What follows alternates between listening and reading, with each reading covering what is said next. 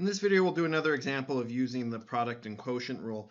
And so here I've just given us a little bit of information that we've got some functions where f of 3 is equal to 2, f prime of 3 is equal to negative 2, so the derivative at 3 is negative 2, g of 3 is equal to 4, and g prime of 3 is equal to 5. And my question is to find the derivative value of h at 3 when h is defined in each of these four ways. Maybe you want to hit pause and think about this and try to do this on your own.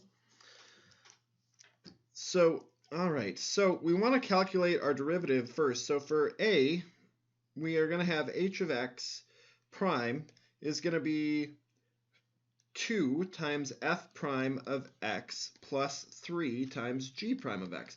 So we know we can split up the derivative over sums, and we know that we can just bring constants along for the ride.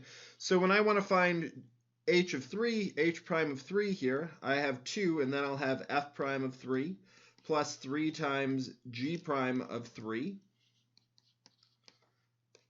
So this will be 2 times negative 2 plus 3 times 5, and so when we add that together, we get h prime of 3 has got to be 11.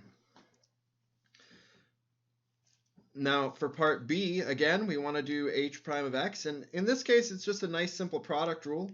So we'll get f prime of x times g of x plus f of x times g prime of x.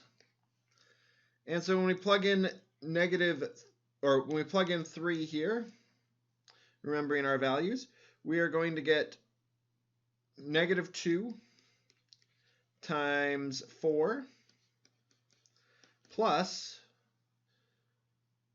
2 times 5.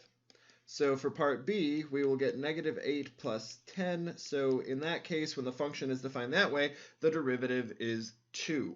Now for part C, we have h of x is equal to g of x over f of x. So here we need to use the quotient rule. So we're going to take the bottom function, f of x, times the derivative of the top function, g prime of x, and then we're going to do the opposite. So then we'll take g of x times f prime of x, and we're going to take the function that's underneath squared. So this is a little bit different. The g and f switched places from where we were before, but that's because of the g and f switched places over here, so we shouldn't really be surprised. So h of 3 then will be f of 3 times g prime of 3, and then we'll subtract g of 3 times f prime of 3, and all of that's going to be over f of 3 squared.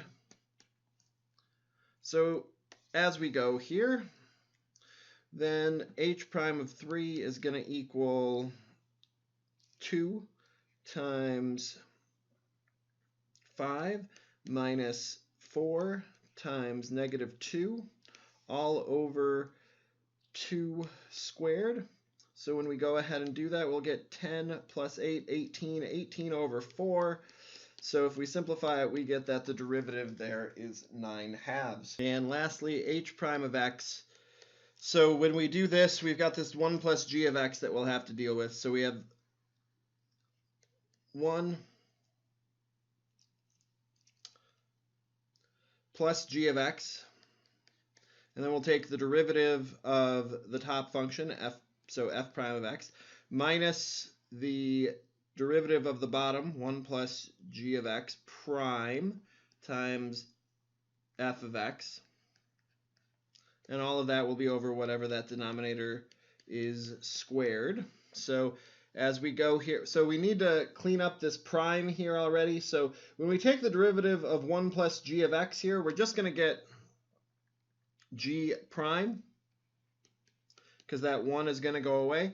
So when we do that, we get, and plug in 3, so h prime of 3 is going to be 1 plus g of 3 times f prime of 3 minus g prime of 3 times f of 3 all over 1 plus g of 3 squared. So when we go ahead and substitute our values in here, we'll get 1 plus 4 times